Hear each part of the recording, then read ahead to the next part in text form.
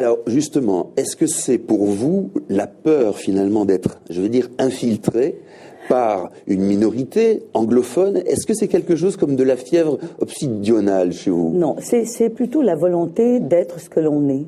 Et de faire rayonner ce que l'on est et de se développer comme francophone en Amérique, en étant capable d'élever nos enfants français, en étant capable de bâtir notre économie en français, en étant capable d'avoir des relations avec le reste du monde à partir de ce que nous sommes, qui nous différencie à cet égard. On est différents par nos institutions aussi. Par exemple, nous, en justice civile, en droit civil, on a le Code Napoléon. Dans la common law, ça s'applique ailleurs dans le reste du Canada.